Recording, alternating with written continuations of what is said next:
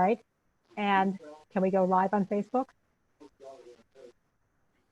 Are you guys comfortable with that? Oh, I'm comfortable with that. Yeah. Now, is there going to be any screen sharing going on? I am not going to do screen sharing. Professor, do you have anything you were going to share from your screen? No. Okay. Okay, then I don't have to make either of you co-hosts. Yeah. You know, I have some pictures of Okay. some of the facilities where the kids are kept. I did not pull them up because I didn't know we were going to do that. But if you want to, I can just spend a couple minutes now and try and get them. Okay.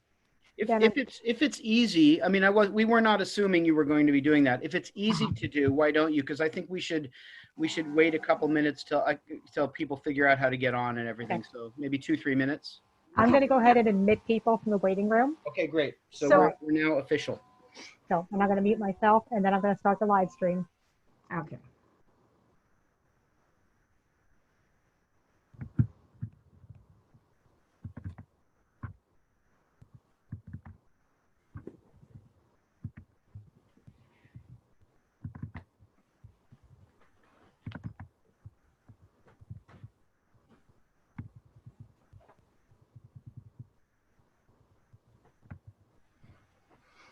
Hi, folks. We're still getting set up here, so I know some of you are on time, and as they say, no good deed goes unpunished. So we're just going to wait a couple minutes. We've got a lot of people registered for this. We want to make sure everyone has a chance to find their way to the Zoom link, and we'll start in just a couple of minutes.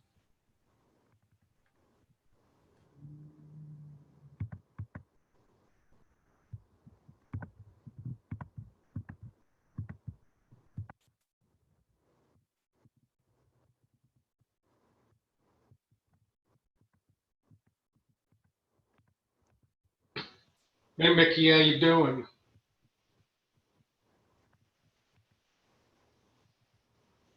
You're muted, but otherwise, I think I can read your lips. Okay, yeah. I'm fine. How you doing? I'm doing good. You look like you're ready to not fall asleep. I hope this is interesting. Yeah, really. What a busy day. What have you been doing with yourself? Staying busy? Yeah, you know, it's funny. I've been staying busy. I've been doing a lot of things that I put off for years, like going through like all my sister's artwork. She had like 100 pieces. It's like in my garage. So doing all that kind of stuff and a lot of landscaping. Hey, Lenny and Mickey, just so you know, this is streaming live on Facebook, so everyone's watching this conversation. Okay. Uh-oh. So I'm just letting you know, everyone's enjoying it. We're all smiling. All right. Why not?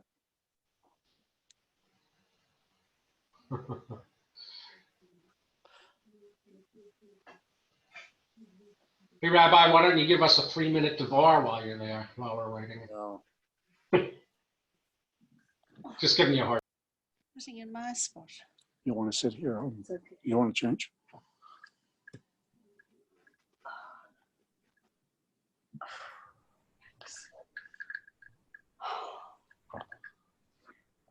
Boy, this is a busy day, Nick. Yeah, busy day. Walking. Lenny, you didn't hear me say that we actually will get to a little bit of Torah. So don't you worry. I know you were kidding, but we will. Actually, I was only kidding a little. Okay. You knew you could count on it. We're now unmuted. Just because? Would you like to mute? Is it here and that needs to there? Yes, because, sure. No, because the Yes. lights are shining on it.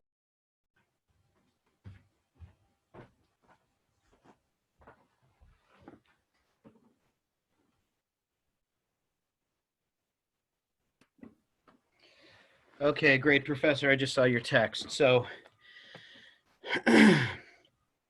we are going to get started.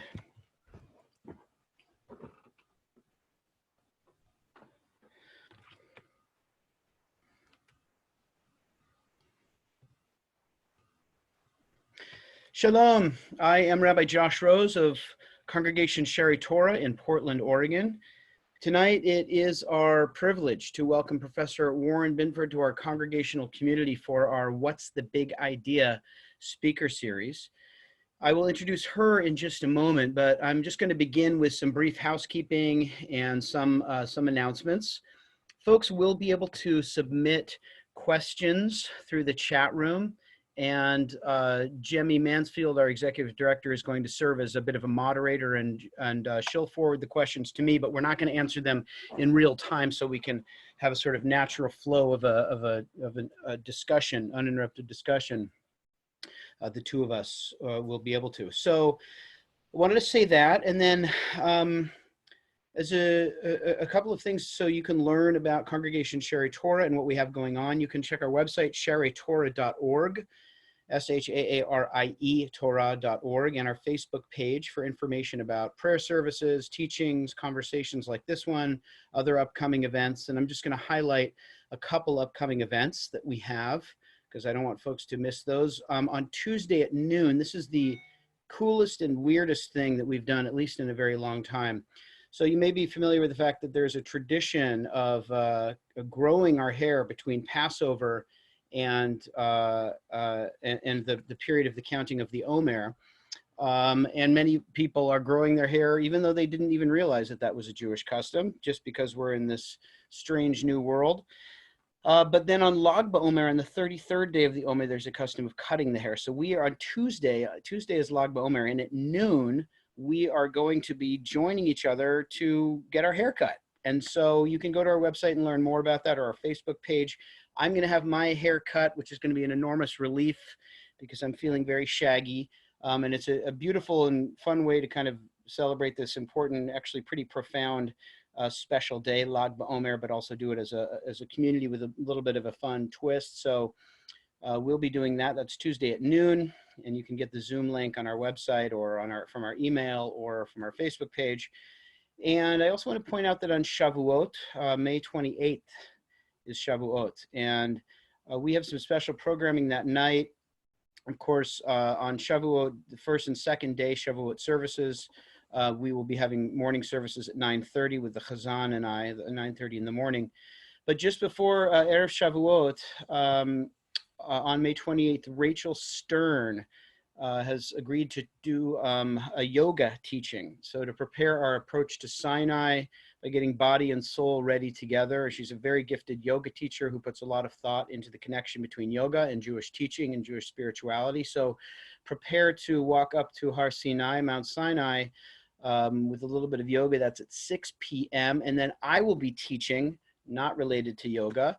I will be teaching at 7:15 p.m. as part of the Oregon Board of Rabbis shared communal rabbinic teaching. So more information about that coming up. And the last thing I'll say, and then I'll introduce the professor, on June 4th, I'm beginning a class with Corey Pressman, who is at the University of Portland Nursing Program, and he works on helping people address and manage stress and anxiety.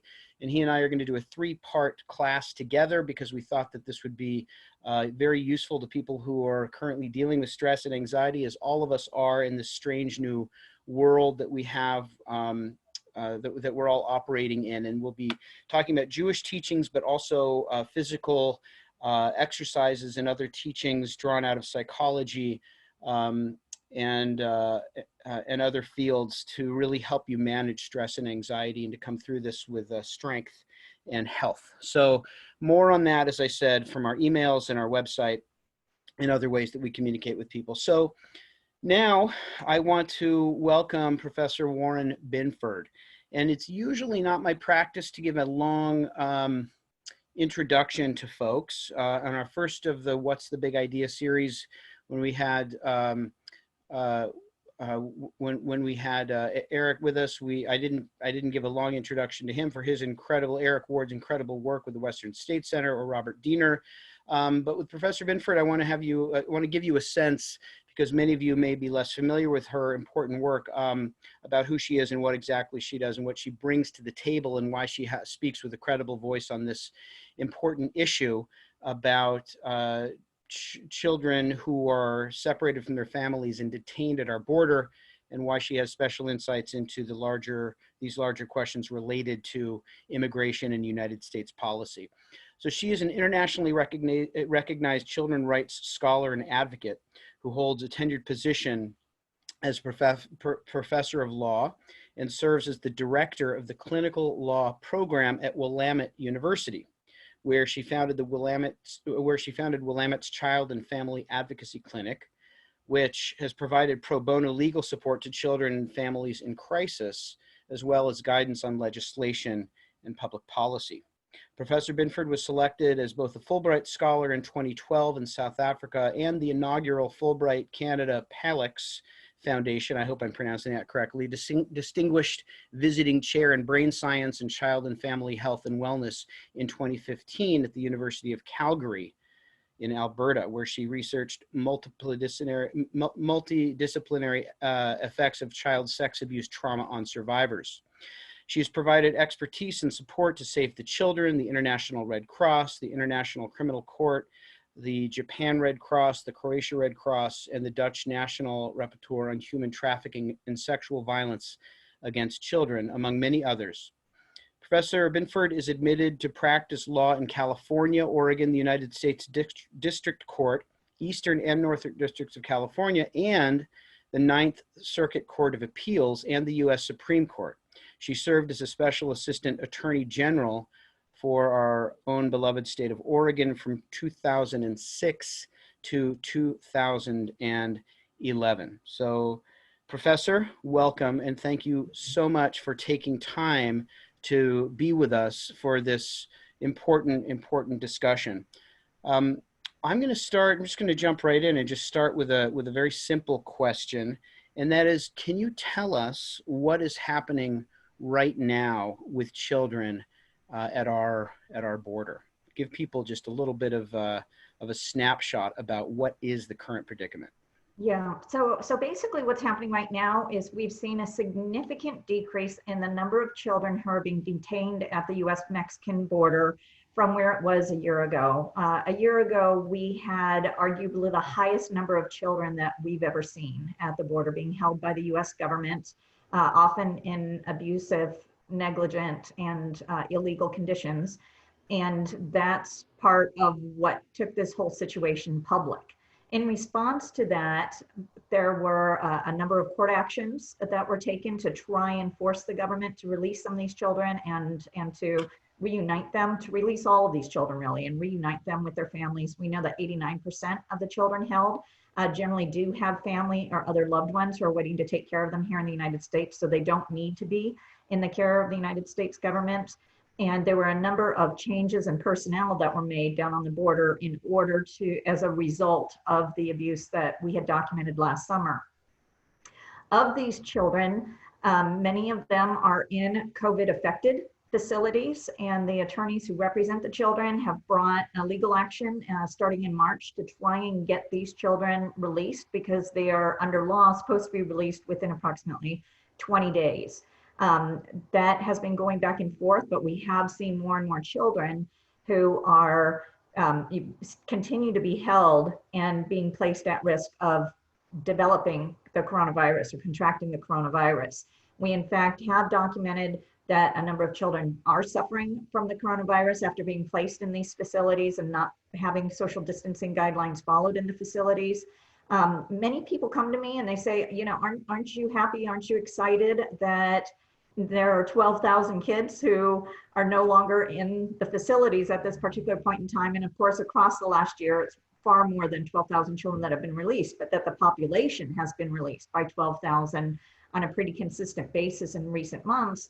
And on the one hand, I want to be relentlessly positive and say, yes, isn't it wonderful? You know, we can make a difference. But at the same time, I have shifted some of my focus to going to Mexico and interviewing the children who are being sent to Mexico under the Migrant Protection Protocol, which is something that was implemented last year as well. And what I'm finding is that one of the reasons why we have fewer children in these facilities is because the United States government is sending the children who arrive here and have a right to stay in the United States during the processing of their asylum claims, that they in fact are being sent to to Mexico instead and not being reunited with their family in the United States. And so I'm concerned about the fact that just because we have fewer children who are currently in custody doesn't mean that these children are safe. It doesn't mean that these children are being adequately cared for. And so, you know, it's some days I say, yep, it's really great. We have fewer kids in custody. And at the same time, you know, my mind never forgets that we still have thousands of children currently in custody and being held for far longer than they're supposed to be held in conditions that none of us would want our children to be in.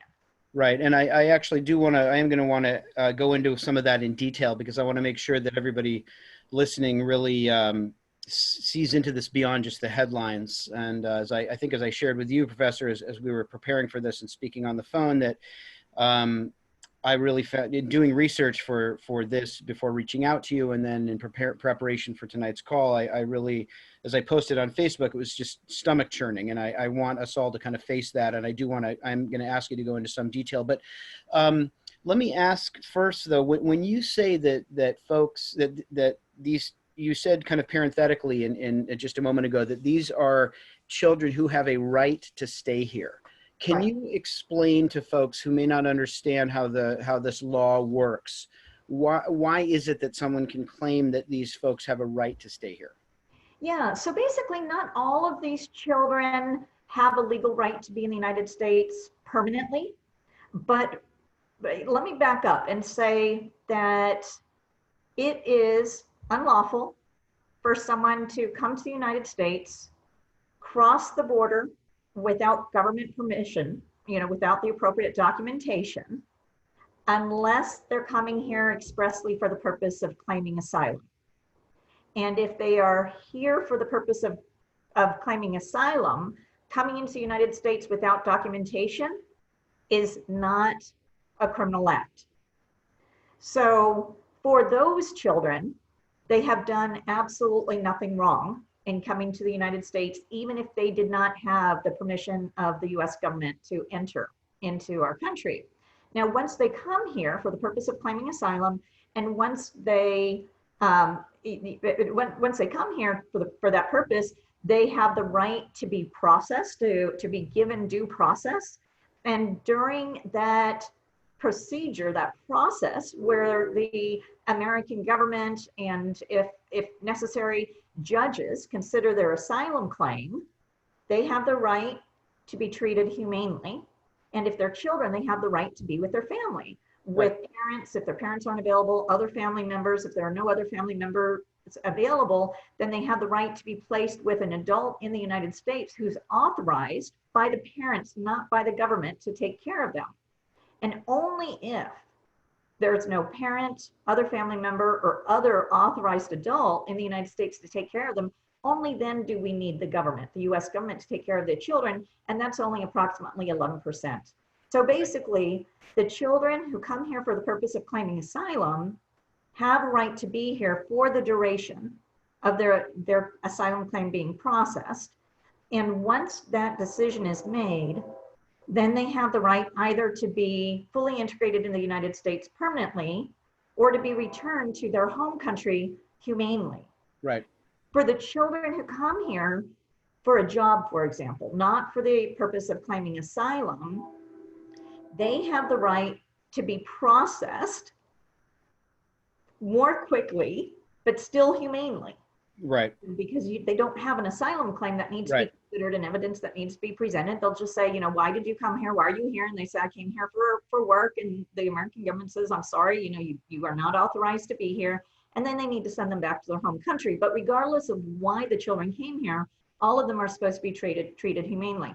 Now, for those people who come to the United States without documentation, not for the purpose of claiming asylum, but for the purpose of work or some other reason, or just they want to be with their family here in the United States, those people have committed what is the equivalent of a misdemeanor. So a misdemeanor is something like playing your music too loud. So when we talk about illegal immigration, when we talk about people breaking the law, imagine living in a society where if you played your music too loud, They could lock you up in really inhumane conditions, Right. maybe separate you from your children, etc. So even when even when a crime is committed and arriving in the United States, it's not a serious crime as classified by our lawmakers, by Right. Congress. Got it. So, and when you say, uh, when you're talking about these rights that are outlined in the law, you were talking about American and international law, or which, or Yes. Yeah. okay, Yeah. So basically, in the early 20th century, we had a race-based immigration system where we only wanted people, for example, coming from Europe. We didn't want people coming from China, for example, that we were very anti-Asian at that point in time. And that really guided, and that's when Border Patrol was created. This was about 1924. That's when Border Patrol was created, and we started to develop a race-based attitude towards immigration that then became part of our permanent immigration law. And in the mid-1960s, President Johnson said, this is not who America is. We should not decide who comes to the United States based upon skin color. I mean, remember that race, what is, the social construct of race, comes down to 0.01% of our genetics. So this is, how we present physically that has led to the social construct of race doesn't really lie in our genes, or very, very Right. small fraction of them. Right. And so the leadership of our country decided to move away from that and instead to develop an immigration system that was driven by two principles, by two American values. One was family, and the other one was the economy, and bringing in people based upon what they could contribute professionally to our economy and to our society, and what what relationships they had. So our immigration system since the mid-1960s have been based upon these things. And yet what has started to happen in recent years is that there has been this movement to try and push it back to a race-based system, and to try and limit people from certain backgrounds and encourage people from other backgrounds, which is Right. something that we had tried to leave behind over 50 years ago. Not in legal discourse, you're saying in political discourse. Right, but so that was the beginning of our current immigration legal system, and then that has given rise to subsequent laws and subsequent cases that have set up the parameters around asylum. That was that was something that was happening at the same time. So after World War II and what happened in Europe, we started to recognize that sometimes there are not safe places in some societies based upon race or politics, religion, etc. And so what ended up happening is we created an asylum system around the same time, the late 50s and early 60s. And then we've continued to build on that across time, both as a nation as well as an international community. I mean, if we've learned nothing from the sins that we committed during World War II, it's that we must at times open our borders to other people, because it can lead to their death if they Right. have nowhere to go. Right. And so that gave rise to both national and international laws that are not race-based, but are instead based upon the situations that become life-threatening to certain people, and the fact that we need to open our borders to those people. Right. So one of the things that I'm eager to get into, because I found this so illuminating and surprising, that I really want people to hear within what you said, and the reason the reason that for my question about what is the source of these laws is because there is a legitimate political debate to be had about how much immigration is good. Should we let in more people? Should we let in fewer people? From what countries? And all of that. A country has to make those decisions. I've heard you say that on various interviews. But that is a layer of this discussion. But your focus seems to be, I'm sure you do work in that field, but what's brought you here tonight is we're just talking about the United States government following its own laws. So in a sense, that should not be controversial. And I think that that's what is so striking and alarming, that I think that especially as a Jew, and as in addition to just being a generally concerned citizen, for me is so powerful, is that so much of this debate, what gets lost in so much of this debate is about respect for the law and the force of the law. And, there too, there can be a legitimate discussion about changing laws and which laws ought we change. But we're talking about a situation where there are laws on the books that you're finding have been not respected. And then the other thing that struck me is again, as a Jewish person,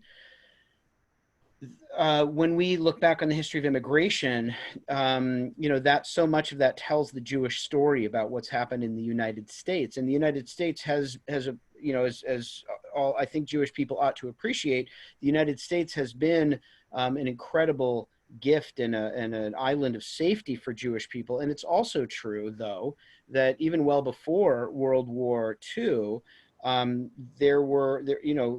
immigration of Jews and other Eastern Europeans sort of dialed up the, racist rhetoric and bigotry. And so there's this strange nexus that I think is very, very dangerous and potentially morally compromising for our nation that comes up again and again and again, which is the meeting point of law, immigration policy, and then this larger cultural tendency to have animosity towards people who are different from us, whether it's racial or cultural background. Right.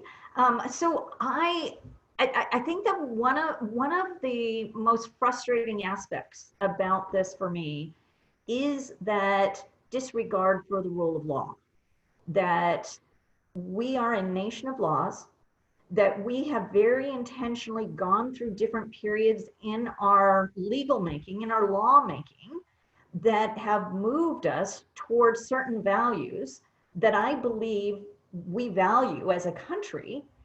And yet, and those values are expressed at the treaty level, that international level. Those values are expressed at the federal level. So, the laws that are made in Congress, as well as the, of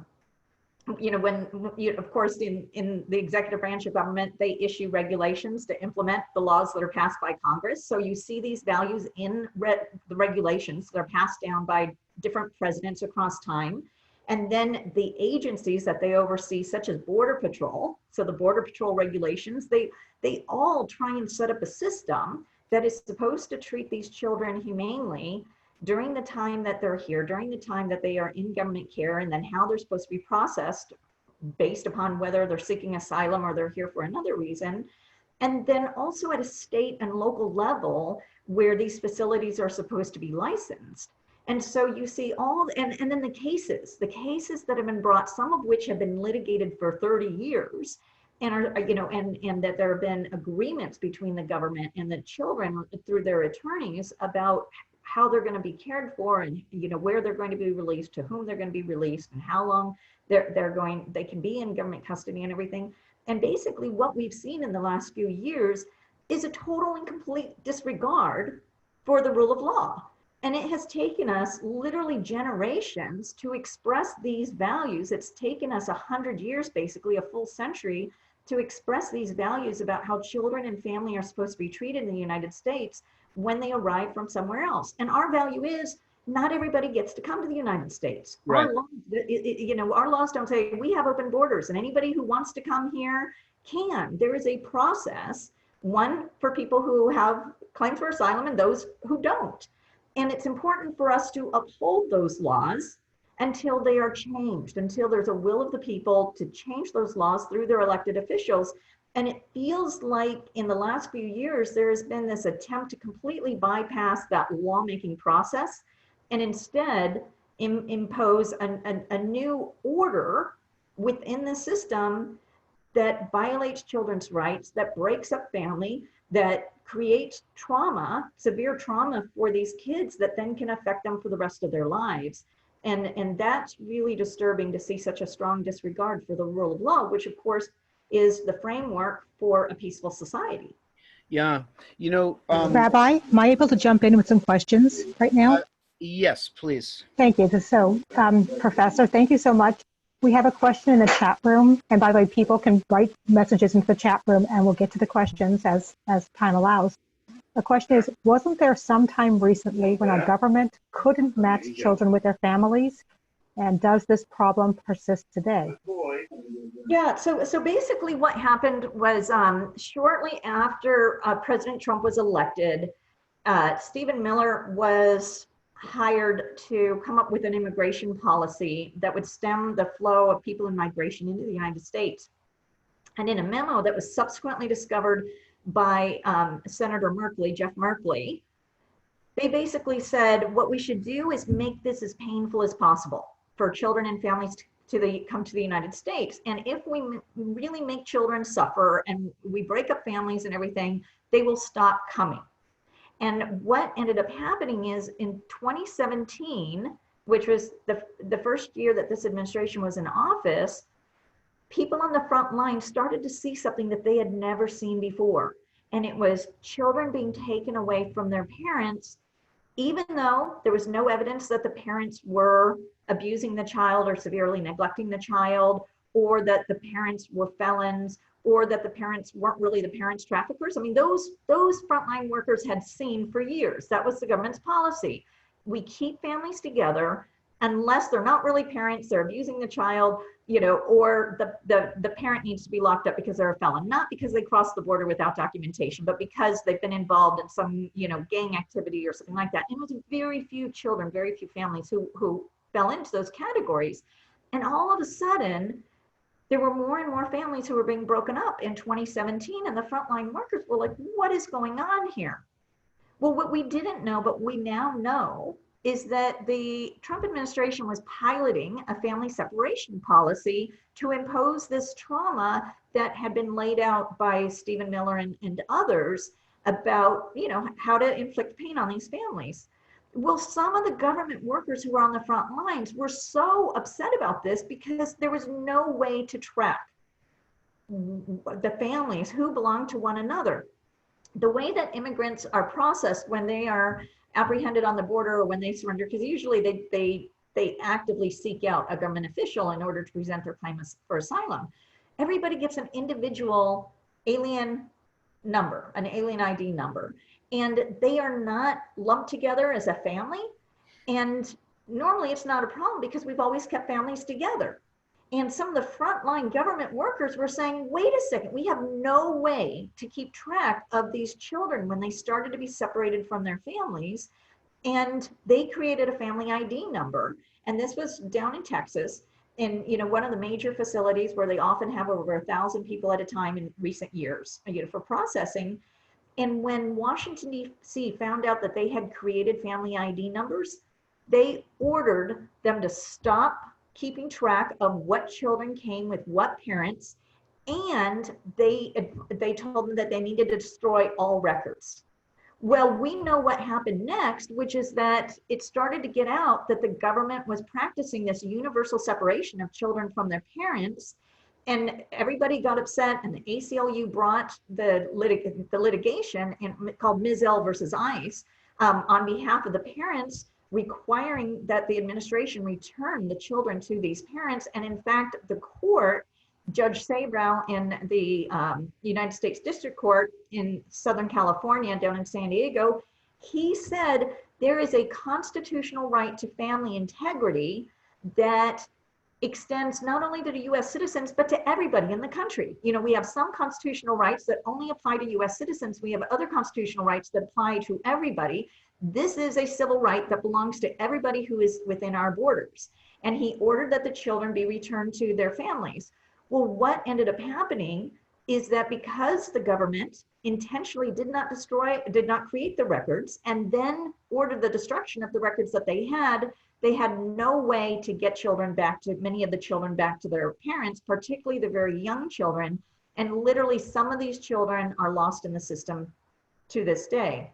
Now, there's not as widespread a separation going on right now, but we're still hearing stories about children being separated from parents, extended family members, and others. Okay, let me jump in for 1 second because I want to clarify something you said, and then I'm going to ask you, I just want to circle back one moment up to the question about regard for the law, and then I'm going to ask you to just sort of testify to some of the things you've seen. But you're saying that the memo that that Senator Merkley of Oregon, I might add for those who don't know, discovered that Stephen Miller and the Trump administration had cooked up was making clear that the reason for the policy of family separation was to inflict pain so that emotional distress, I assume, or whatever it is, in order to discourage immigration. That was deliberately using children and families to make them suffer in order to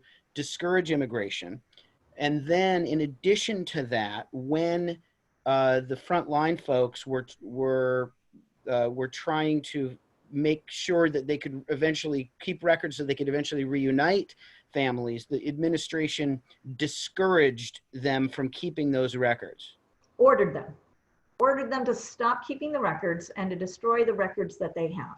It's breathtaking. It's hard for me to believe, not to believe. I mean, I believe you, but it's hard for one's conscience to accept that our government has behaved in such a way. I want to go back one step, and then I've got a lot of follow-up questions, including how did we get here and how does this compare to the Obama administration. But I want to just ask about, I wanted to mention with regard to the United States, not respecting its own laws. Somebody, Serena Leedy, a member of our congregation, asked the question, like, literally, how is that possible? Legally, how is that possible? And I wanted just to share a Jewish teaching. During this time of the year, we study part of the Mishnah called Pirkei Avot, which is sort of the foundation of our wisdom literature.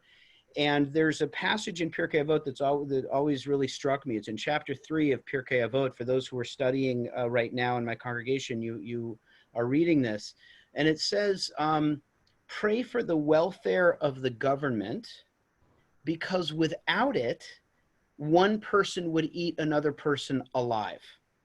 And we might modify it given the current unbelievable circumstances exemplified by what you just said, which is to pray for the respect of the civil law, because without it, people will eat each other alive. And I wanted just to share that, as I'll reflect a little bit on later, I don't believe we need Jewish teachings to find what's happening abhorrent and to be called upon to respond to them, as I shared with you, Professor Binford. However, there are many Jewish teachings that address not only the treatment of children, but also the need for human beings to have a government that is functioning and the respect for the law.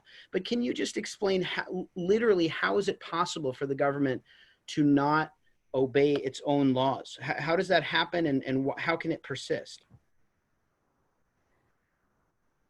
So part of what's happening is that the government is ignoring court orders. So of course, our founders came up with what is this elegantly simple organization of government to have 3 branches so that they can serve as checks on one another, and so that power is not concentrated too much in any one person or any one organization. And what ends up happening is that, of course, the judicial branch is supposed to be serving as a check on this administration. And when somebody's rights are violated under the Constitution or under another law, the person who is aggrieved can go to the court and say, make the government do what it's supposed to do. And yet with this administration, they're saying, no, we're not going to. We're going to basically ignore the court order.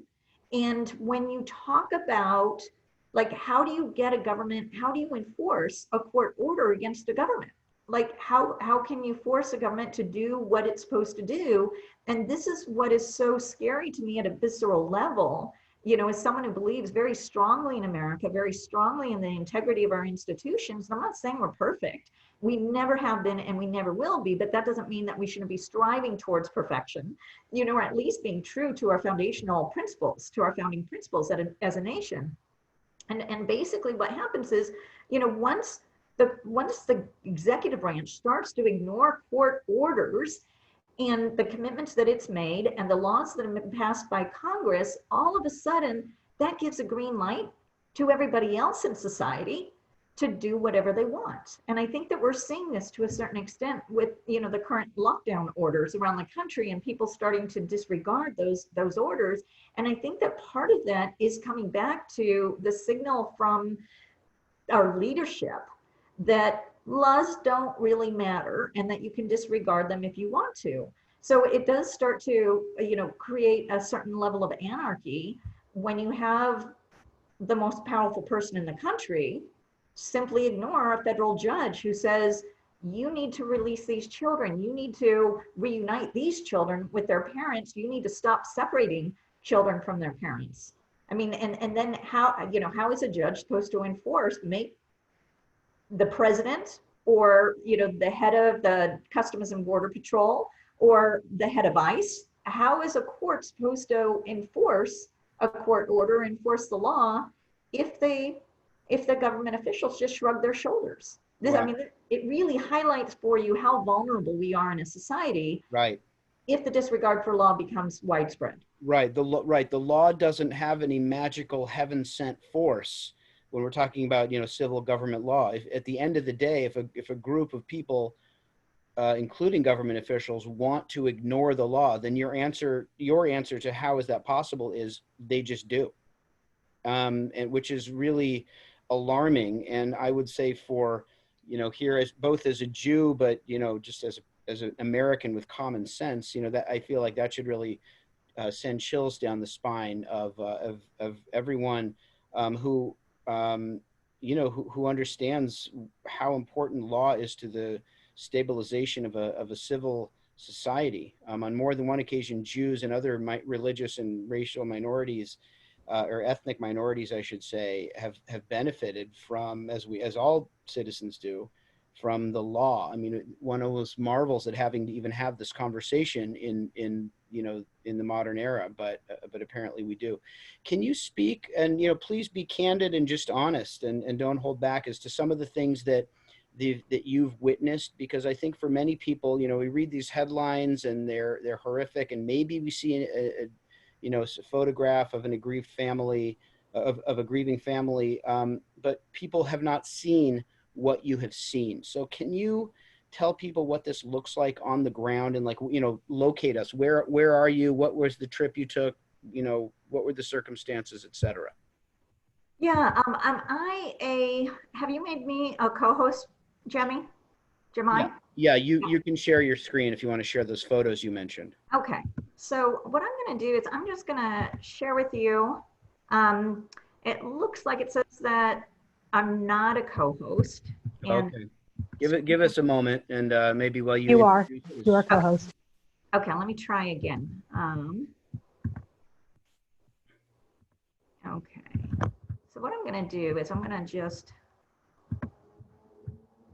show you. So this was a Border Patrol facility outside of El Paso, Texas, where I went for what was supposed to be a short 3-day visit last June in order to make sure that children's rights were being respected in some facilities there. Basically, what was happening at the time is that we had received word that there was a large number of children who were being held in this area. And I don't know if you all remember, but basically what happened was, in the year leading up to this visit, we had heard of 7 children dying in a period of 1 year. And those children, approximately 1 year, and those children were the first children to die in US government immigration facilities since around 2010. So almost a decade. And all of a sudden, 7 of them were dying at once. We had a team go to another part of Texas, in southeastern Texas, and they were absolutely horrified by what they found. The number of children they found, the number of children who were being kept there, the cages that the children were being kept in, and everything. There was widespread illness in this facility. And we had been watching over the last year and a half or so a degradation in the conditions of these facilities. And it's not that they were ever great. I'm very critical of President Obama and the number of children that he kept in these facilities and the length at which they were kept and things like that. But it was nothing compared to what we were seeing in 2017 and 2018, 2019. And so, and now 2020. So basically we saw an increasing number of children getting sick. We saw more and more children dying. And so we sent a team to Southeastern Texas. We sent another team to Southwestern Texas. And I was on the team in Southwestern Texas.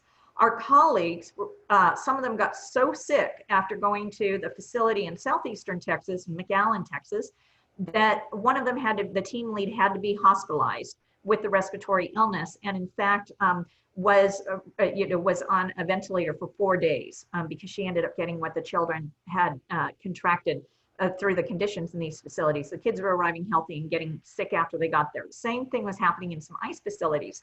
So outside of El Paso, there was this notoriously horrific sector chief who believed in the Stephen Miller view of immigration, how to discourage immigration, that what you try and do is create conditions as harsh as possible.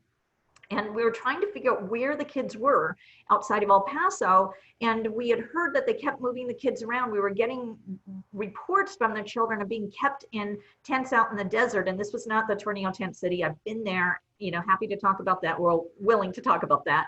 And so what we were trying to do is figure out where they were keeping all of these kids who were reportedly coming out of El Paso.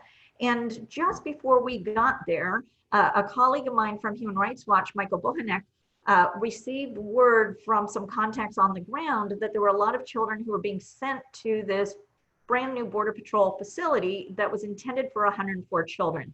And this is called the Clint Border Patrol facility. So we walked into this very beautiful LEED certified facility outside of El Paso, Texas, with, you had housing developments with middle-class houses in the neighborhood and everything, horses out back in the facility and everything. It's absolutely lovely facility from the outside. And we walk in and they show us a list of 352 children. And we were like, my goodness, like, where are you keeping these children? How could you have 352 children here? And why did that number shock you? Well, one, it was only licensed for 104 men and single adult males. Children weren't even supposed to be there. And so there weren't facilities for these kids. And so we immediately demanded a tour of the facility and they refused to give it to us. And so we decided to stand down and we said instead, okay, we want you to bring the children to us. We want to see the youngest children. We want to see the sick children. We want to see the children who have been here the longest, and we want to see the child mothers.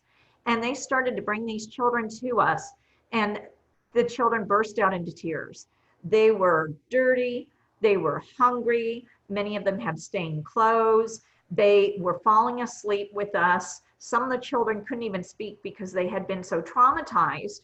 And we were asking the children, where are you staying? And they described being kept in a windowless warehouse. They described being kept in a loading dock.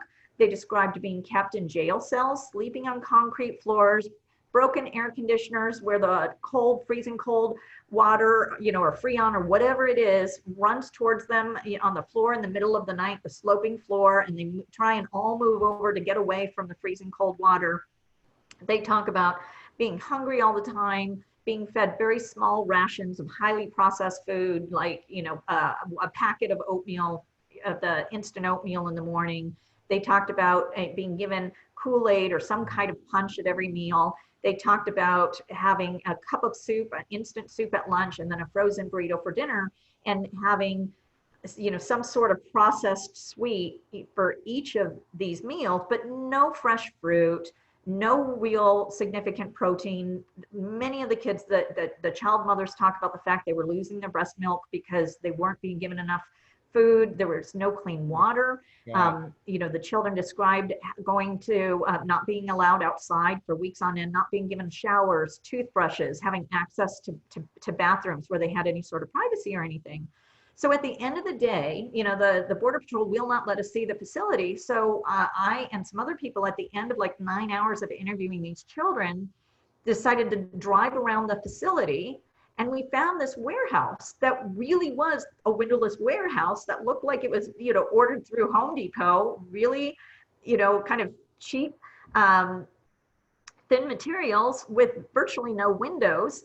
And we drove all around, and we we thought, my God, they're keeping the children in there. And we saw these tents out in the desert, and we saw some trailers that sounded like where the kids said the Border Patrol had brought in showers just before our arrival, because this was all last minute, it wasn't planned, and started to shower the kids the weekend, in between when they found out we were coming, when the Border Patrol found out we were coming, and when we walked in Monday morning. And it all of a sudden made sense to us that the children are telling the truth, that they really are being kept in a loading dock in a warehouse and everything. And the Border Patrol was denying it, wouldn't confirm it. So we asked some of the kids to draw, the pictures of where they were staying. And, and I show you this sketch from a boy, and literally it matched my pictures exactly. You see the two trailers over on the left-hand side. There were 9 porta potties that were lined up on the other side of the warehouse. And in fact, that was the same number of porta potties that you see in the photo that I had taken the day before, after we had. So sorry to interrupt you. That diagram you showed a minute ago is a children's rendering of the layout. Yeah, we said, where do you go to the bathroom, and are there any girls around? No, they're in a different part, of the warehouse on the other side. We don't have any bathrooms inside. One of the boys that we interviewed talked about the fact that his 6-year-old brother, 6 or 7-year-old brother, that they wouldn't let them out at night to go in the porta potties. And so they made the little boy wear a diaper at night. And they said over 100 kids who were forced into this warehouse, and I want you to look again at that size of the warehouse. You can't have 100 kids in a building of that size. There are 100 kids in that building? There were over 100 kids in that building. In the little building that I see in the center of my screen with the tiny window. If you look at the left-hand side, so this is part of the same building. Got it. But there are 100 kids in there, and they don't have enough beds for everybody. The kids are sleeping on the floor, and the kids are hardly ever being let outside. And then they're forcing some of the kids to wear diapers in the middle of the night because they won't let them go outside to go to the bathroom. And then we had a whole bunch of other kids inside who were also in wretched conditions, who were in, over 100 kids were being kept in a loading dock. The New York Times did a deep dive of this after we went public, and they were asking me, what ended up happening is the last day that I was there, I came back a 4th day because there had been a lice outbreak. And the kids said that the girl said that the guard had threatened to take away their bedding, because basically what happened was the guard brought 2 combs to a cell full of children, and there were over approximately 40 children in the cell that was only licensed for 20-something children, or adults really. And what ended up happening is they told the children to pass the comb around. Now, what do you never do when you have a lice outbreak? You do not tell children to pass a brush or a comb around, but that's what this guard did.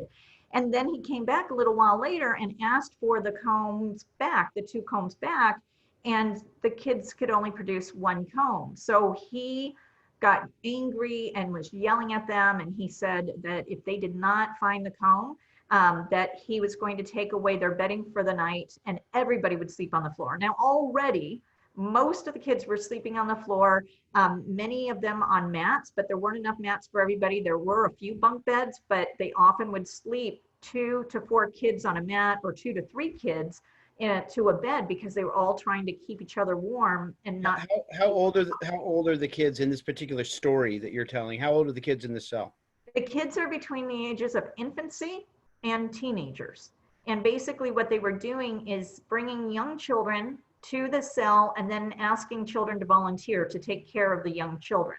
Some of the infants in there were with their mothers, who were sometimes 15, 16 years old. So you've got infants through teenagers in this cell. And what ended up happening is I could not believe that the guard really would take the children's bedding away and make everybody sleep on the cement the next day. And so we weren't scheduled to go back to Clint on the 4th day. But I wanted to see what happened to these kids. So I came back the next morning and interviewed some of the children from that cell, and they all confirmed that the guard followed through with what he said and took away all the bedding from the children, and every child in that cell slept on the floor that night. Well, when I came back on the 4th day, because it wasn't planned, Well, and maybe it was, I'll never know why they did this, but basically somebody, a Border Patrol employee, handed me a list of where every single child was in that facility. So I had in my hand a document that showed me the children, the number of children in the warehouse, the number of children in the cell, the number of children in the different cells, the number of children in the loading docks. And when the New York Times did a deep dive on this, I had those numbers in front of me, and as soon as I realized what I had sent a copy of that to the attorneys and somebody else on our team, and so they could confirm the numbers I gave the New York Times, and the New York Times couldn't believe it. They needed affirmation 3 times, and I only found out later that it was because the numbers were so far above Right. the numbers that the building was licensed for, that room was licensed for. They thought it had to be fiction. They were exaggerating. Yeah, they made me check my math again and again, and they required the verification of others. But that's where they were keeping these kids. So in any event, this is one of the most egregious situations that I've witnessed and it was here at the Clinton Border Patrol Station. And even though there have been facilities where the children were, I think about the tent city that is in Tornillo, and the situation there where we had some kids who had been kept out in tents in the desert for over 9 months by this administration. And I thought that was pretty horrendous. But the difference between that facility and this one is a couple of things. One is that, like, at that facility, they had food, freshly cooked food, and a lot of it, and the kids were able to go through the line and get as much food as they wanted to. The people who are running that facility, they did not realize that the facility that they were hired to set up the facility in order to keep the kids in custody to carry out Stephen Miller's plan of punishing children and treating them poorly in order to traumatize the children and their families. And when they found out about the family separation policy, they immediately notified the administration that they were not going to continue running that facility. And in fact, it did shut down after that. But they were trying. They brought in Build-A-Bears. They got Build-A-Bear to donate teddy bears. They organized a modeling show. And I'm not saying any child should have been there. I'm just saying that this beautiful Border Patrol facility with horrors going on inside. Unbelievable. I'm going to pause there for a minute, in part just because I want people to be able to digest. I mean, I think even though on some level we've known what was going on, and as somebody else pointed out, we have a context for this in terms of what happened at Guantanamo, which of course is not children, but it's not like this is the first time that there's been horrific conditions under the auspices of the United States government. But to hear you say it, and to imagine infants, 5, 6, 7, kids, my own kids' age, kids of people who are age of parents who are listening here, it's really, it's beyond belief and so deeply upsetting. I want to pause and see if there are any other questions that people wanted to ask. I don't know, Jemmy, if you're monitoring those. And while Jemmy is maybe filtering through some questions to ask, I also, after these questions, I want to ask you just briefly, if you can, in like 2, 3, 4 minutes, because I want to change gears and I want to talk to you about some of your beliefs about how why this matters to you so much. But if you can give us a sense of how we got here and the differences between the Obama administration and the Trump administration, if any, in this regard. So, Jemmy, I'll give you a minute if there are any questions that have Thank you. Yes, actually, we have some specific questions related to the current COVID-19 pandemic. Okay. So I'll start with a couple that are up in the chat box, and then I have a few that were emailed into us earlier. So there was a question, how prevalent is COVID-19 among children immigrants? During your trip, you said some people were so sick they were on respirators. Is it known if those people were sick with COVID-19? We'll start with that, and I'll pull up the other questions for you. Right. So that was in June 2019. Now, I know that there are theories that are unsupported that the novel coronavirus was with us before late 2019 and early 2020. But from what I've read in the media reporting the public health officials, there's no evidence that, you know, the reports of respiratory problems a year ago were the novel coronavirus. I definitely saw an increase of people who became sick in these facilities, who they arrived fine in places like the South Texas Family Residential Center in Dilley, Texas, and then within a week were experiencing symptoms, and the government was not managing the outbreaks of illnesses at the time, but there's no evidence that the illnesses that I was witnessing and that the children and their families were reporting were the novel coronavirus. They were other respiratory conditions, you know, that needed to be treated and probably could have been avoided if the children weren't being placed 4 kids to a mat, you know, on the bottom of a jail cell. So, you know, yeah, it was a respiratory illness, but it was a year ago. And I know of no reputable authority who says that the novel coronavirus was with us then. Okay. Thank you. So the other question that was emailed in earlier was, according to the Genocide Convention, Article 2E, it says that forcibly transferring children is a manifestation of genocide. In light of COVID-19, could the situation be a portent of a potential genocide? Or is this continued inflicting of trauma, as most scholars say, categorized as a crime against humanity? And why is this distinction helpful or important? Yeah. So I've thought about genocide a lot lately.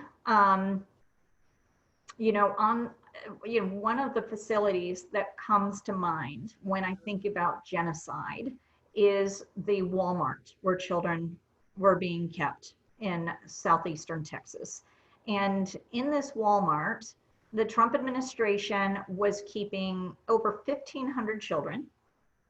And what they would do is they would make the children travel in groups of 8, and they would have to march in single file lines in front of a giant mural of President Trump at least 6 times a day.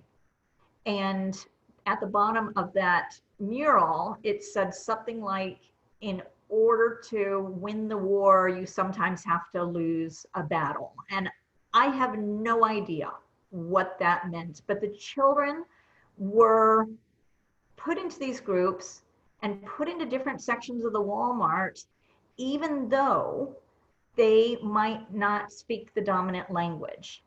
And they would separate, for example, indigenous children. There might be, you know, 2 or 3 indigenous children from the hills of Guatemala and the highlands of Guatemala, and they wouldn't keep these kids together. They would isolate them, and then they would leave them isolated, sometimes for weeks or months at a time. And there were children that we also interviewed in this Walmart who had been there for 9 months and had never been taken off grounds and seldom been able to go outside.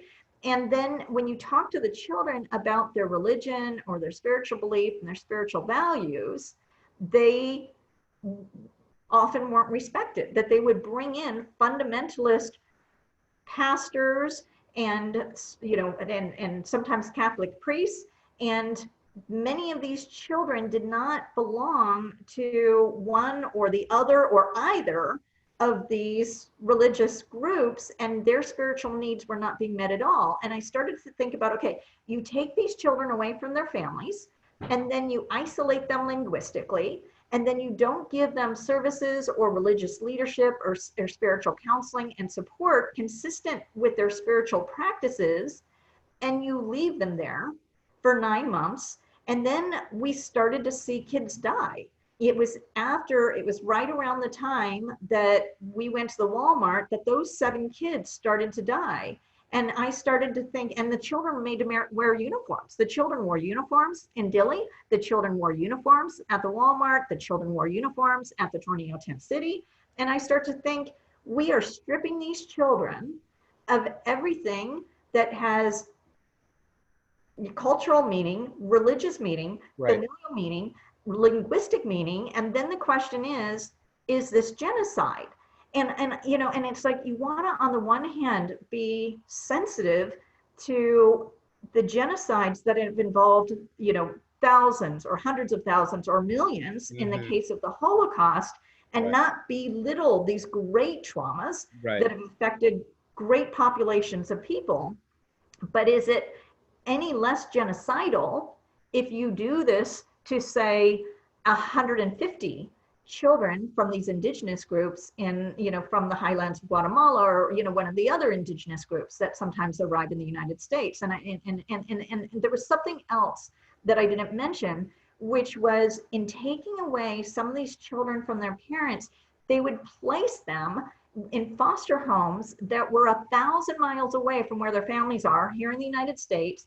And in these foster homes, the parents, the foster parents, didn't speak Spanish or the child's, you know, indigenous language.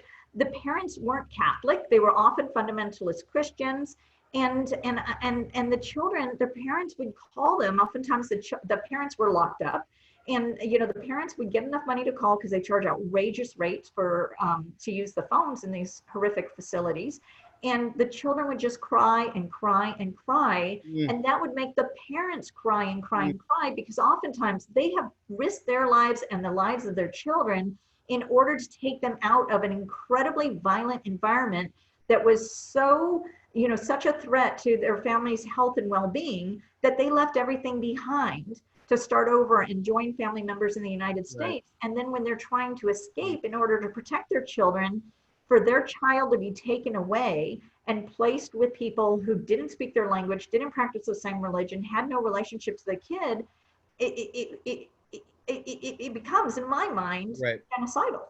So let me jump in, because I want to explain, I want to draw out a little bit of what it is that you're saying, because I think some people hear the word genocide and they immediately think of you know, mass murder, but you're making a point which is so important, which is, I think that you're pointing to genocide. You're helping us understand the definition of genocide is not just that, what I just mentioned, as we saw in the Holocaust and other horrific incidents, but you're saying that when you erase a culture, a language, a religion, you take everything that orients a particular group to a particular moment in time and their culture and what they celebrate and brings them together, and you strip the next generation of that. You're saying maybe that borders upon genocide, or maybe that is genocide. That's fascinating. I'd never thought of that. And that image of children just sobbing on the phone with their parents is really almost more than I can take. There's so much I've not been able to ask you about, but I do want to take this moment just to delve into this. I think we have to for this audience in particular, for this Jewish audience. And I was saying to you, Professor Binford, on the telephone, as you know, and I just want to repeat it for people, that I think that our culture and Jews owe it to the memory of the Holocaust and to the survivors and those who perished in the Holocaust to not be careless with comparisons to what happened in Nazi Germany, as I mentioned to you. And you know, on some level, of course, nothing can compare to the extermination of 6 million Jews and millions of others. And so to ever employ that in a public policy debate, you can make the argument is it's never appropriate. I also want to be clear that that sometimes the memory of the Holocaust is abused. Sometimes it's not only by those who would deny it, but by people who kind of casually throw, you know, I've seen images online of Trump dressed as Hitler with a Nazi armband from people who are critical of the president on the left. I find that a disgusting and morally horrific comparison, and I think it's wildly inappropriate. And I think that we owe it to the memory of those who died in the Shoah and those who survived to not abuse the memory of the Holocaust. And on the other hand, and this is where I really want to be careful, but I think that this is just so important, I think that it is also an abuse of the memory of the Holocaust for the Jewish community to say, we may never talk about the Holocaust as a point of comparison to anything that's happening. You know, it was a singular event, and therefore any attempt to draw any comparisons is wrong. If we do that, we're also abusing the memory. And what strikes me as a parallel, obviously we're not talking about the murder of millions of people, I would want to say to my Jewish community. However, we are talking about legal and illegal mechanisms that are being used to allow absolutely horrific, immoral, just morally unjustifiable actions to deliberately cause pain to human beings, that is going on in a society that is kind of going on its merry way. You know, business goes on, you know, people are watching football and basketball and Netflix, and kind of hidden in plain sight are these moral horrors that the society is not addressing. And to me, that alone makes it something where we have to realize that Yom HaShoah, the day set aside for Holocaust remembrance on the Jewish calendar, must not be, I would say, a once-a-year event where we sort of somberly recall the horrific stories of our own people, but rather we try to draw responsibly what lessons we can to try to understand the moral compromises and the moral crimes that we either actively or passively ourselves may be committing. And I think for Jewish people that becomes, I mean, it's a universal human responsibility, but for Jews in particular, it does. Excuse me, it is. So I wanted to share that, and thank you for raising that topic. Can you just give a very a brief explanation or brief help us understand what has happened over the last couple of years that's different, the last few years that's different from the policies that preceded it with the Obama administration? And I'd like to ask you to do that briefly, because I also want to then explore your own personal relationship to this topic. Sure. So, you know, we first saw the surge of children coming to the United States, largely unaccompanied, and they were mostly boy children, they were mostly teenagers, and they were mostly trying to escape gang violence. And so that was happening in 2014 when President Obama was in office, and he was the one who first created some of these facilities where children continue to be kept today. So his administration oversaw, for example, the South Texas Family Residential Center. And the problem, so at that center, there is a library, there is a school, there is a medical center, there is a store where you can buy things, there is a cafeteria. You can check out handwork like knitting and crocheting and things like that, which, you know, can help manage anxiety. And he tried to keep children and families in that facility for months at a time. And that was challenged in the courts. And the court said, no, you cannot keep children and families in these facilities indefinitely. We appreciate the fact that you've tried to make these livable, you've tried to make them sustainable, but all of the research shows that being locked up harms children's health and well-being. And so you need to process these children and families more quickly. When the court issued that, you know, that order and those subsequent, you know, there were a number of orders and it involved different points of litigation and everything, the Obama administration, for the most part, followed the judge's instructions and adapted accordingly. So it wasn't that President Trump is the first person, the first president to, and, you know, in his administration to say, hey, let's try and deal with immigration, including the arrival of children, by locking them up. It is instead that we have not seen this level of abuse and degradation of children since 1985, which is when the Flores class action suit on behalf of children who are being held in facilities was brought. And it was that lawsuit that ended up settling in 1997 and laid the foundation for the standards by which children were to be cared for and released within a reasonable period of time, which ended up, you know, subsequently being determined to be no more than 20 days. Got it. So that's the big picture, is that he's keeping the kids much longer in much worse facilities, and he's doing something that no other president has ever done, which is in recent history, which is to take children away from their parents and caregiving family members. Okay, so I know that there was some confusion among within the media, some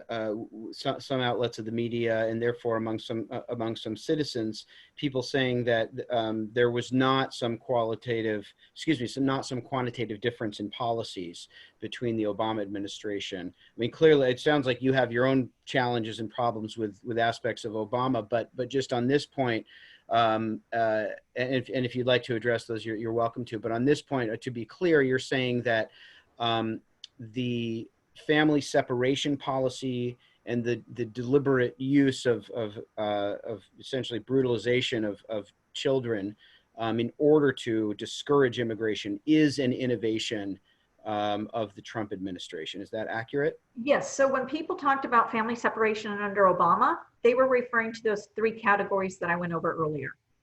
Parents who appeared to be abusing or neglecting their kids, parents who were felons, you know, not the misdemeanor of crossing the border without documentation, but, you know, felons on some other basis, or they were people who in fact appeared not to be the actual parents, lawful parents. Okay. That's what President Obama did. Okay. I want to shift gears here and just ask you, how did this become so important to you, and how does it register? You and I had an occasion in a beautiful conversation yesterday to share our own kind of religious perspectives and what it is in our religious traditions that brings this, you know, that makes this resonate. I wonder if you can tell us why this issue is so central for you, and you know, how perhaps through the lens of your religious tradition, how you try to make sense of what's happening. Yeah, I think that, so it's interesting because immigration is not my calling. Yeah, at least that wasn't my intention. I mean, we call to where God takes us, but in any event, it has not always been immigration.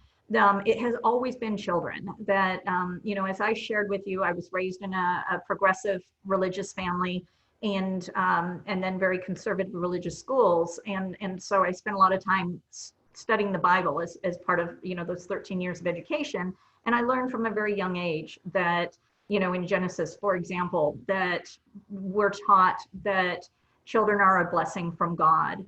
And that, you know, in Psalm, that children are our strength, that they will be a stronghold to our enemies. And of course, in Deuteronomy, that God stands for widows and orphans, and that we are supposed to love immigrants. And then I was raised in the Christian tradition, and you know, when Jesus taught about children, he taught that they represented God, and that we needed to treat children as though they were in the embodiment of God, and children in that society were powerless, that they were considered to be, you know, not fully human. They had no political power, no political capital. And so his disciples tried to keep the children away. And he said, no, let the children come to me.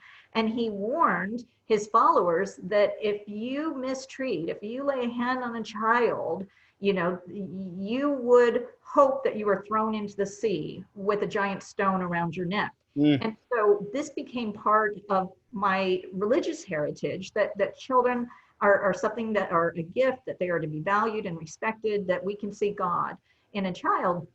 And I, you know, felt called to try and advocate for children whose rights were violated, children who were being disrespected through sexual violence or through war. I spent some time in the former Yugoslavia during the war there, looking at the impact of landmines on children. I also have looked at child soldiers in Cambodia and elsewhere. And a few years ago, I became concerned about the treatment of children under the Obama administration, and the fact that these children had no one to advocate for them when they were going through their asylum proceedings, and argued that children needed to be represented in court, including an immigration court, because they weren't prepared to tell their story and explain why they were here. And then what happened was a very dear friend of mine, a human rights professor and a colleague at Willamette, passed away. And at the time she passed away, I knew that she had really wanted to take our students to the border and to do some work with immigrants arriving at the border, and that she wasn't able to because of her cancer. And so the month that she died, I was asked to do an inspection of one of these facilities and interview the children there. And went down, even though I was completely exhausted, I went down in the honor of her memory.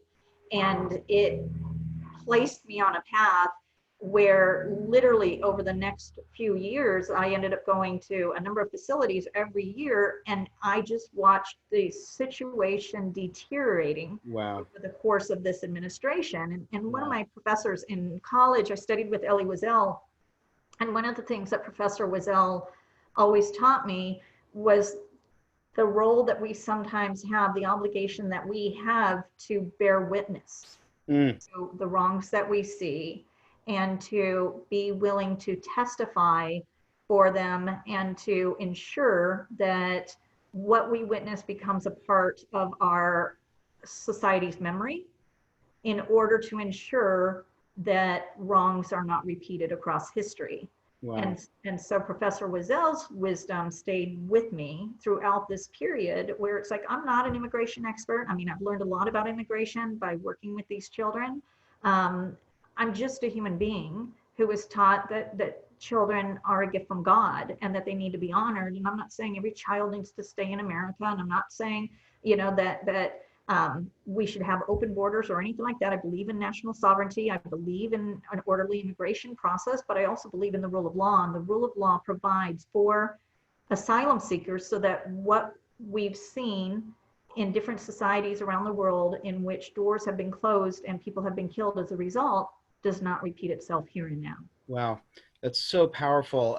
And I'm so grateful to you for speaking so personally about your own trajectory. And I didn't know that part of your story, that you had gone down there to kind of honor the memory of a friend, but also the religious dimensions of these teachings. Nor did I know that you studied with Elie Wiesel, and that that's part of the legacy and the work that you do. I shared with you that my own thoughts about the religious meaning of this topic for Jews. And in the few minutes that we have left, I just want to address want to circle back to that and address my own congregation and other folks in the Jewish tradition who might be listening. And again, I want to reiterate the fact, and it may seem like an academic point, but I feel like in these strange times we live in, it's important to be precise. So I want to say that though I do feel as a Jew called upon to air these issues and make them known, and to inspire people to a level of outrage and action on these things, I want to be really clear that I don't think that that a moral call, a religious call, is necessarily relevant to action on these things. It does, so one must not say, well, sure, there are Christians, Jews, and maybe others who feel this is outrageous, but there are other people who, really are concerned about immigration, and this is just, we agree to disagree. This is, I think, as I said earlier, an issue of a universal moral abhorrence. I think that any person should feel, regardless of their religious background, and you do not need the Torah or the New Testament or the Quran or any other religious document to tell you that it's a moral crime to treat children in this way, nor that it's dangerous to violate a society's own laws.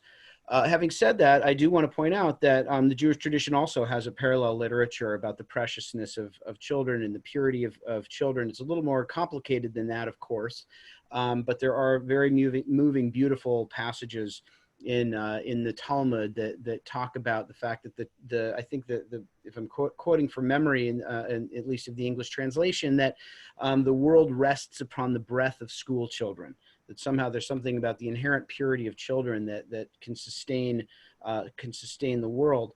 And those kinds of teachings certainly resonate with me. But I think what most leaps out for me, and to be clear, we're not talking about immigration in general, but it seems to me that the child separation issue cannot be separated from, family separation policies obviously can't be separated from the larger immigration debate. debate. As you pointed out, so the Torah is quite vocal about not oppressing the ger, the stranger or the foreigner, as it's sometimes called. And in Jewish teaching, those listening in might be aware that there are verses where our rabbis understood the ger not to refer to an immigrant, but to refer to somebody who had converted to Judaism. And that's in later rabbinic law. But what I want to focus on is in the book of Exodus, where it is quite clear that the obligation to care about the ger, to care about the stranger, is very obviously directed to, very obviously describing the experience not of those who converted to Judaism, but rather it's making a universal moral claim about those who are suffering and are being ignored because they are marginalized within the society, because they have a different national origin. So I'd point people to the 22nd chapter of Exodus and to the 23rd chapter of Exodus, where the Torah instructs us to remember the feelings of the ger, which actually to remember the nefesh, which is sometimes translated as the soul of the stranger. Remember the soul or the feelings of the stranger, because you were strangers in Egypt. And more than that, and this is, I think, perhaps one of the most powerful verses in the entire book of Exodus, if not the Torah. And it is when the Torah in chapter 22 of Exodus talks about when God instructs people to be sensitive to the experience of the stranger, God says, if you ignore it, the cries of the stranger will rise up to me. And the verb that God uses in warning the Jewish people that the cries of the stranger will rise up is the exact same verb that is used way back earlier in Exodus when the Jewish people are crying out to God because of the brutality of their experience. Now, the Torah is not a careless document. It's written, as people know, with incredible magnificence and great, great care. And so the duplication of that verb, that God says, I will hear them cry out, with this same verb. And for those who are interested, the verb is tsadi ayin kaf. That the same verb is used out that was used to describe the Jewish people's cries to God. God is saying, this is not my relationship with the Jewish people is not that I only care about the Jewish people and their experience. It's not that the experience of the Exodus is supposed to be a one-time lesson for this people who will then go on to create a holy society. It's that God cares about suffering. And God is very attuned and demands that we be very attuned to the suffering of those who are outsiders in the community. That is people who are from another nation, and to put it more simply, people who are immigrants.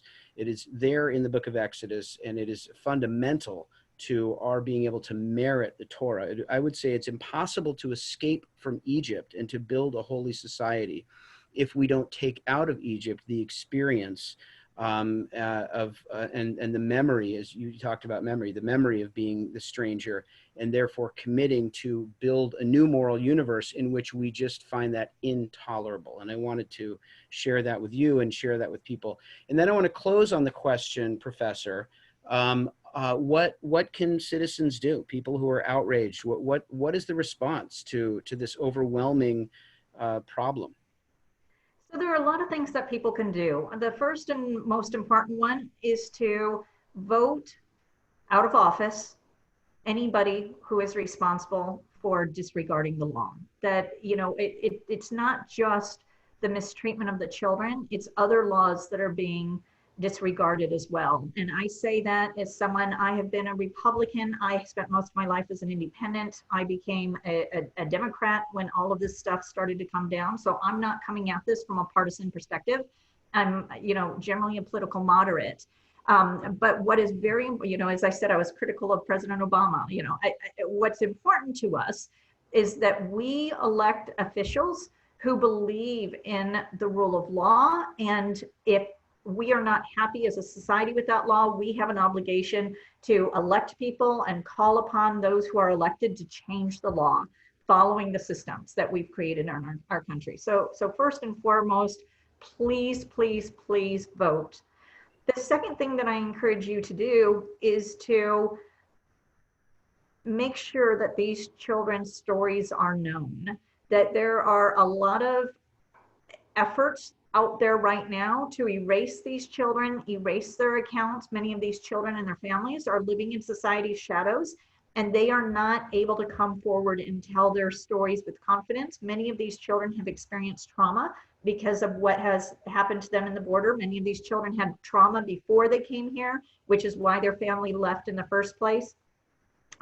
So it's important for those of us who are in positions of privilege to make sure that the public knows the truth about the history of what our government has done in our name, and and to ensure that other people know of the importance of ending this practice, these abusive practices against these children.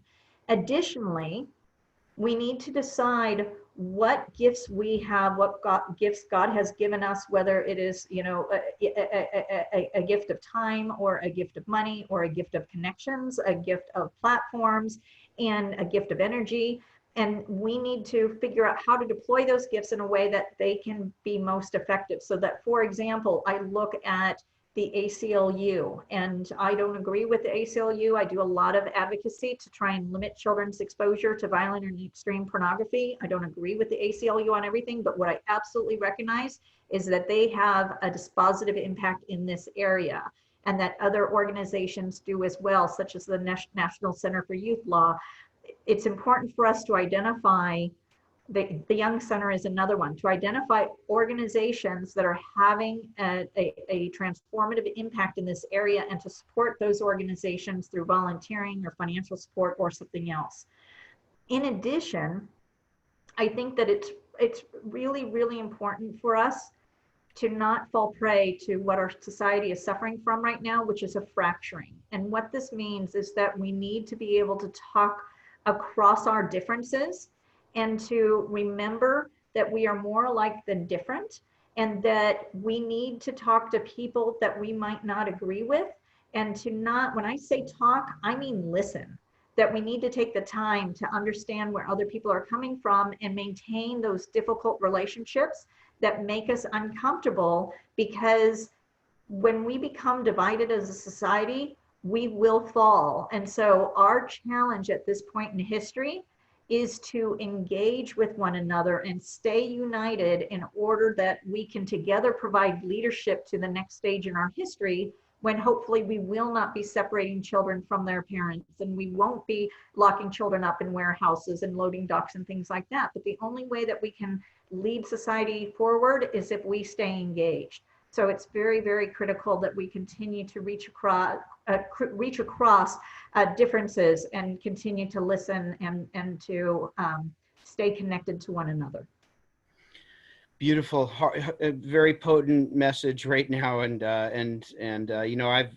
think all of us in our own way have to struggle with that, and it's a great reminder to me. All of us get into our silos and fracture in our online world and our real world as well.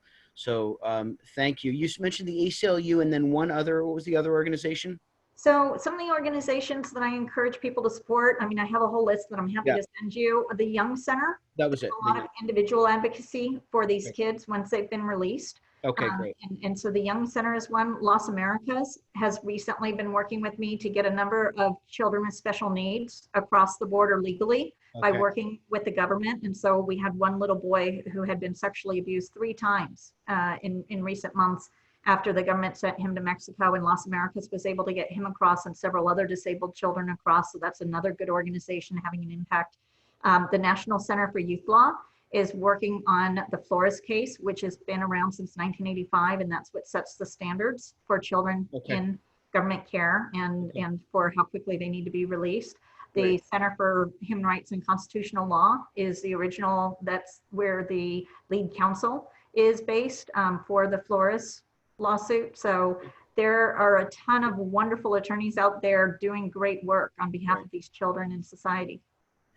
Well, I'm so grateful for everybody who tuned in tonight for this really, I believe, such an important message. And I thank you so much for your time. I'm so pleased that you and I were able to connect and to get to know each other a little bit.